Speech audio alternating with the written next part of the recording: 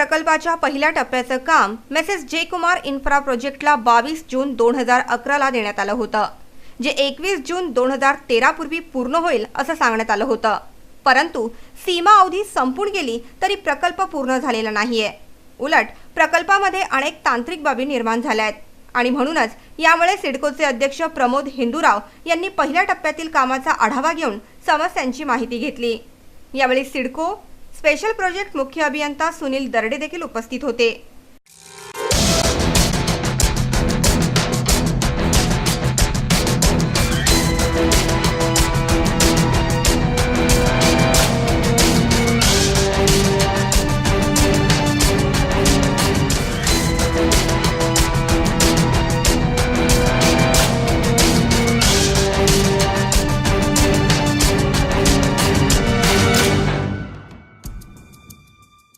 सिडको अध्यक्ष आणि त्यांच्या अधिकाऱ्यांनी प्रकल्पाची संपूर्ण ध्वनिफीत पाहिली आणि हे आश्वासन दिलं की उर्वरित काम लवकरच पूर्ण केलं जाईल.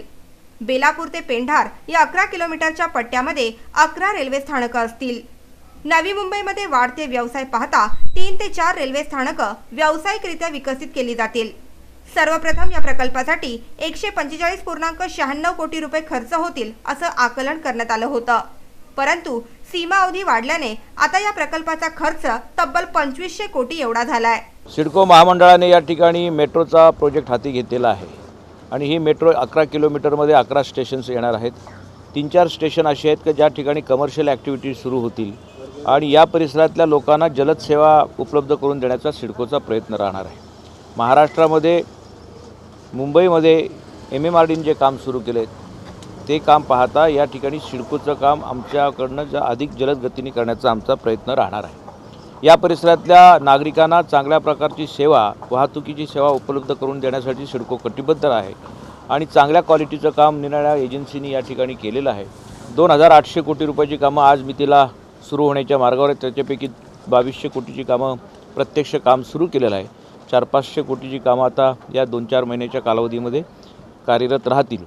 सिडको अध्यक्ष प्रमोद हिंदूराव यांनी यावेळी सांगितले की या प्रकल्पामुळे वाहतुकीच्या कोडींचं प्रमाण कमी होईल. हिंदूराव यांनी पुढे असेही सांगितले की पहिल्या टप्प्याचे काम पूर्ण झाल्यानंतर दुसरा टप्पा एअरपोर्ट पर्यंत तर तिसरा टप्पा कल्याण आणि उल्हासनगर पर्यंत कार्यरत केला जाईल. 4 व्हीलर वाहनं या पुढच्या काळामध्ये या परिसरामध्ये कमी उपलब्ध होतील कारण जलद सेवा आहे आणि 1-1 किलोमीटरच्या अंतरावर हे स्टेशन नवीन होणार आहेत.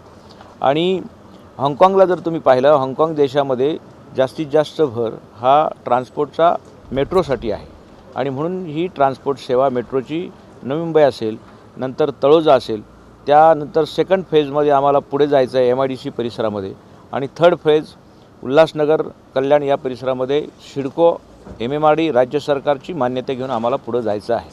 मेट्रो प्रकल्पामध्ये झालेल्या विलंबाला अनुसरून सिडकोच्या स्पेशल प्रोजेक्टचे मुख्य अभियंता संजय दर्डे यांनी सांगितलं की या प्रकल्पादरम्यान त्यांना अनेक अडचणींचा सामना करावा लागतोय. फर्स्ट फेज में हम बेलापुर टू पेंडार ये 11 किलोमीटर का रूट कर रहे हैं. उसमें 11 स्टेशंस आएंगे. ये फुली एलिवेटेड है और ये 11 स्टेशंस अभी उनका काम चल रहा है, सबके सिविल वर्क्स चल रहे हैं. और मेजर चैलेंजेस हमारे हैं साइन पनवेल हाईवे क्रॉस करना जो अभी वाइडन हुआ है, काफ़ी उसको वाइड किया. उसमें 2 हमें बड़े 60 मीटर के स्पैन्स करने हैं. उसके बाद हमें रेलवे स्टेशन लैंड क्रॉस करना है तलोजा के पास, दीवा Panvel railway line. National highway number 3 को क्रॉस करना है. उसके आगे फिर हमारा काम अभी तलोजा रिवर में भी चल रहा है. तो ये सब जो चैलेंजेस है, अभी रिसेंटली रेलवेज़ ने कहा है कि कोई केबल स्टेट ब्रिज बनाना है, तो जो फर्स्ट ऑफ इट्स काइंड यहाँ पे हम लोग नवी मुंबई में केबल स्टेट रेलवे ब्रिज बनाएंगे, जो काफ़ी चॅलेंजिंग जॉब है और उसका भी हम लोग को अप्रूवल लेना है. प्रकल्प प्रबंधकांनी असंही सांगितलं की पहिल्या टप्प्यामध्ये 8 ट्रेन आणि 3 कोचेसचा समावेश असेल, ज्यामध्ये 1125 प्रवासी प्रवास करू शकतील. पहले फेज में करीब 8 ट्रेन खरीद रहे. 3 डब्बे की ट्रेन रहेगी. 1125 लोगों को कैरी कर सकती है ट्रेन एक टाइम पे. और ये सभी जो है इसको डेपो हमारा बन रहा है जो तलोजा पंचानंद में, उधर ये सब स्टेबलिंग होंगी ट्रेन्स.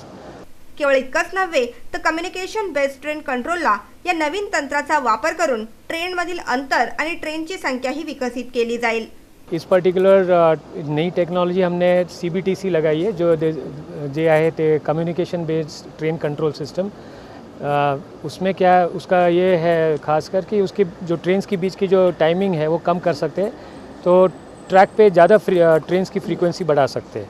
और ये जो ऑपरेशन का कंट्रोल सेंटर रहेगा जो हमारा तलोजा पंचानंद में, वहाँ से ये डेली पीक का जो स्टडी करेंगे, इन लोगों का जो रिस्पॉन्स आ रहा है उसके हिसाब से पीक आवर्स, नॉन पीक आवर्स किस तरह से चला सकते हैं। जो आज आप देख रहे होंगे दूसरे मेट्रोज़ में भी फ्रीक्वेंसी वो डिसाइड कर जा सकती है। सो रोज़ वो ये भी देख सकते हैं अपार्ट फ्रॉम जो रेगुलर ट्रेन्स क्या रहेगा, बट कभी लगा कि नहीं आज बढ़ रही है ज़्यादा, तो दे कैन कुछ का हमारे पास स्पेयर ट्रेन्स रहेंगी, रेक्स रहेगी, उसमें हम लोग इंट्रोड्यूस कर सकते हैं।